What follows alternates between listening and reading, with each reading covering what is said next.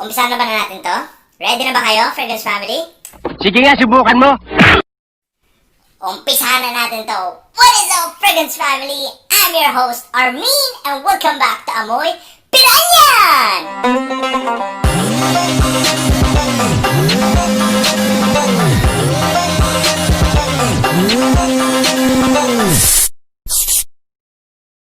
سلام به همه عزیز ایرانیای مقیم فیلیپین. از تمام عزیزانی که از کانال بنده بازدید میکنن و مورد پسندشون قرار میگیره ممنون میشم با لایک و سابسکرایب کردن کانال بنده در پیشرفت این جانب و تشویق برای ضبط ویدیوهای جدید من را یاری بکنن.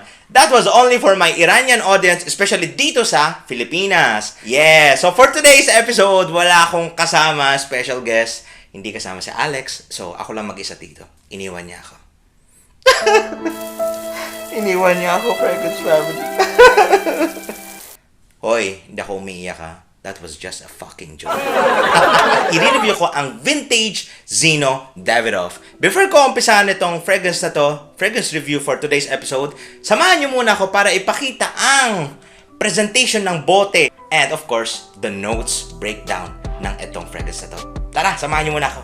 This is the bottle presentation of Zino Davidoff. Nakikita niyo naman, nakasulat siya dito. It is a cursive. Cursive yung Zino pagkakasulat niya dito. Sa mga newer formulations, hindi na siya cursive. It's just yung sulat niya sobrang simple lang. Parang pangit tingnan sa bote. And dito naman nakasulat yung concentration niya, which is EDT concentration, natural spray.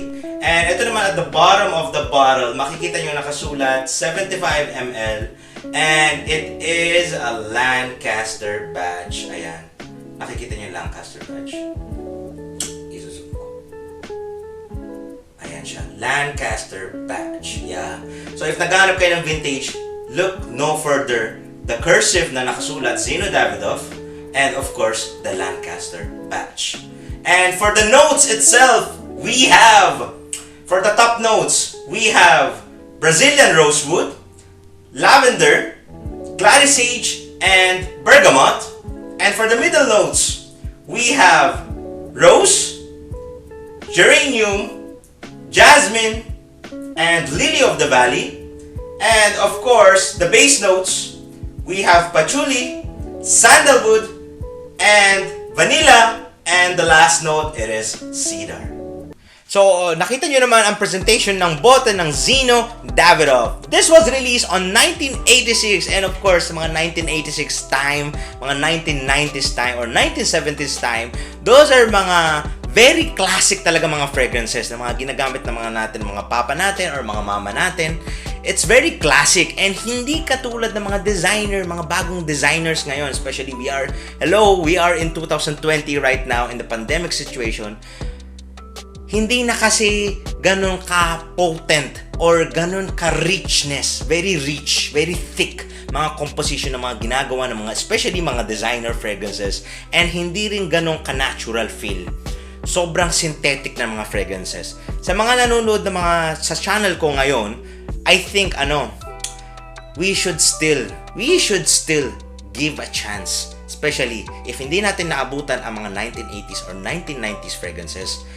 I suggest mag-hunt kayo ng mga vintage fragrances. Especially this one for today's episode, which is Zino Davidoff. Yeah, this was released on 1986 and the perfumer behind of this scent, it is Michelle Almayrak. Almayrak, yeah. What does it smell like? Initial spray na nakukuha ko sa itong fragrance na to, it is a blast of gorgeous lavender. Very relaxing lavender with a touch of konting clary sage. Yung clary sage niya, medyo amped up sa skin ko. And once we hit the middle notes, dito naman sa middle notes niya, may nakukuha ko mga floral aspects dito, which is it might be the jasmine or it might be the lily of the valley. Dito sa skin ko, nakukuha ko is jasmine. Yeah, gorgeous jasmine. And may pagkakonting din rose note akong naaamoy. Yung rose note niya, very clean rose siya. Hindi siya very dark rose. Clean rose. Uulitin ko ulit malinis na rose ang naaamoy ko sa itong composition na to. Or it might be, baka sa skin nyo, it might be the geranium note. Pero on my skin, it's rose note. Yeah, paulit-ulit ko na lang sinasabi to kasi minsan may mga ibang tao dyan hindi nakikinig or they're just skipping the video out there. Once we hit, tapos na tayo doon sa middle notes, this is a skin chemistry ko. Once we hit the base notes, especially the dry down, lahat nag-e-expect. Not only nag-e-expect, even me, ako nag-e-expect din ako ng dry down. It's always, that's how the magic happens. Doon na yung magic, doon na yung very exciting na nangyayari. Doon na tayo nakakuha ng mga compliments or whatever. You smell good. Did I not before?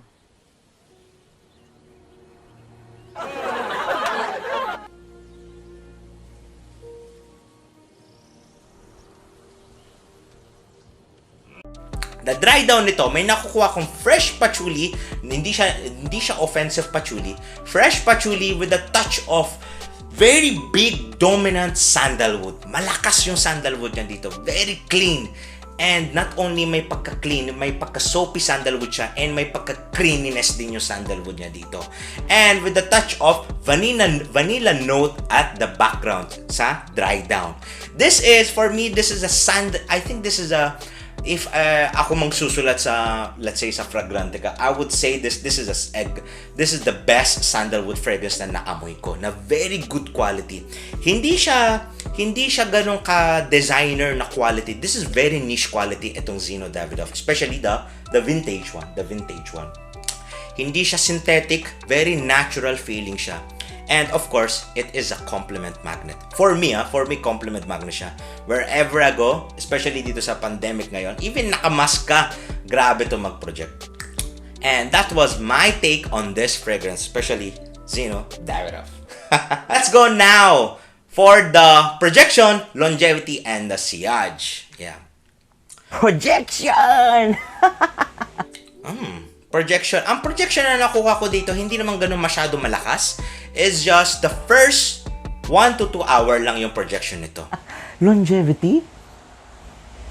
For the longevity of this fragrance, I do get 10 plus hours on my skin. Pero if you apply it on your shirt, it might last 12 plus hours or it might last mga 14 plus hours. You will enjoy really this scent. Ano kaya yun? Sillage. Ooh. And the sillage of this, the sillage! Ang sillage nito, grabe. It might be a sillage monster. Grabe mag-leave ng central behind ito. Especially the vintage one. The vintage one, yeah. Saan mo kaya susuotin to? Fucking hell. Mapapamura ka talaga sa amoy niya sa sobrang bango ng scent na ito. Nagsashine naman siya sa spring and summer. And I think it might more shine, especially on the winter season or let's say fall season. Wala naman tayong fall-winter season dito sa Pilipinas. We do have only rainy season. And of course, mainit naman dito sa Pilipinas I think pasok na pasok siya for the, what do you call that? Pasok na pasok siya for semi-formal and formal occasion. I think pwede rin siya pang-casual, I guess. Kayang-kaya nyo dalhin pang-casual. If wala kayong masuot na formal or semi-formal or walang mga events kayong napupuntahan, mag-casual setting na lang kayo. Pasok na pasok tong Zino Davidoff. Ito na. Recommendations!